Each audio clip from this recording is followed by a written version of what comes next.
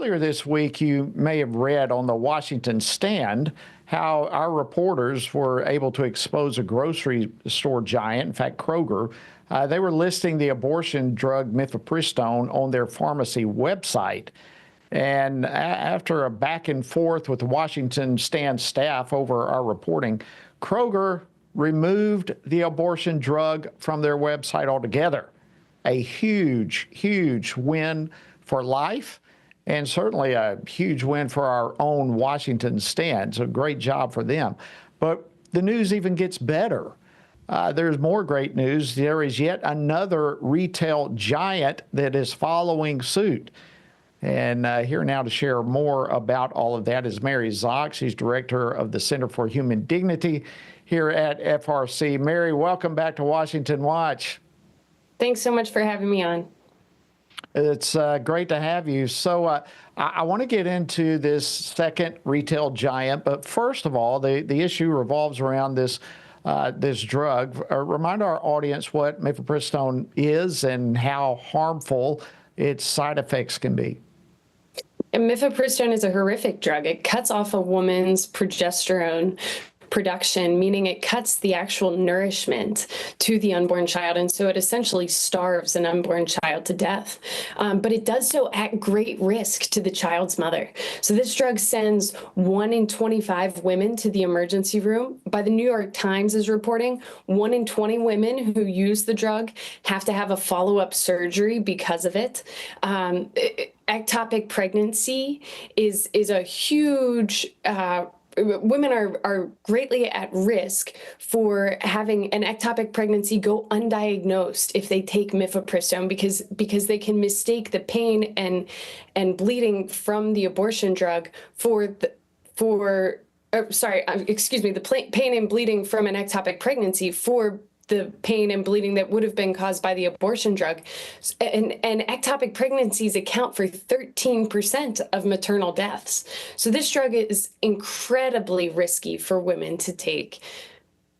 A far, far cry from being nothing other than something like Tylenol, as we're frequently told. This is an extremely dangerous drug.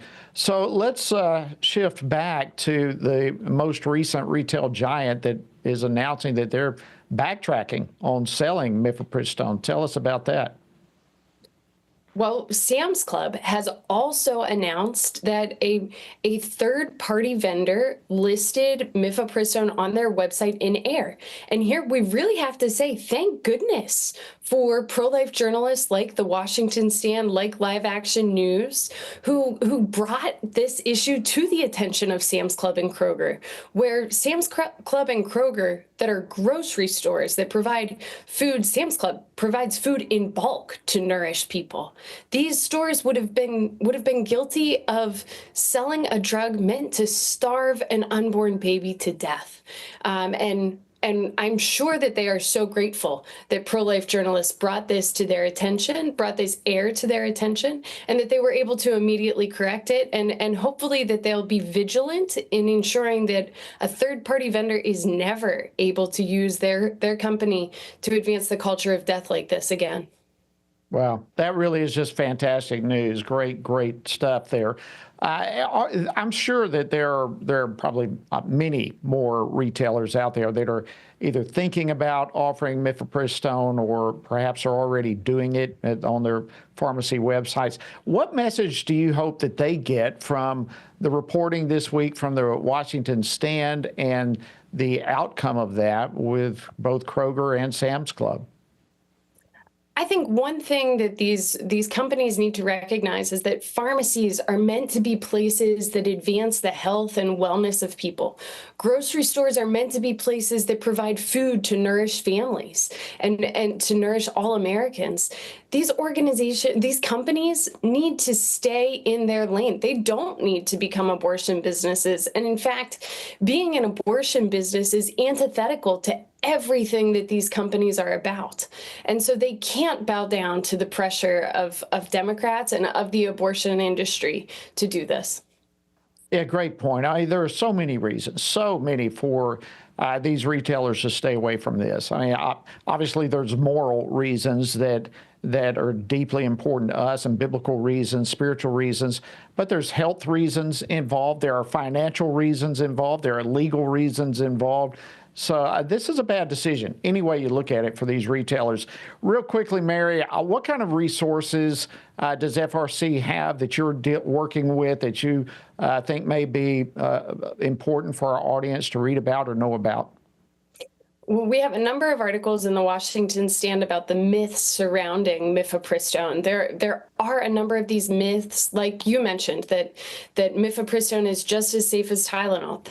These are just false, and they need to be dispelled, because women are taking this drug thinking that it's safe, and it's not safe for them, and it's certainly not safe for their unborn child. We also have a resource on our website, Chemical Abortion, the New Battleground, that is a comprehensive view of the use of and approval of the drug mifepristone. So real quickly, where is that website? Where can people find it? frc.org. Great. Mary Szoch, Director of FRC's Center for Human Dignity. Always great to see you. Merry Christmas. Merry Christmas.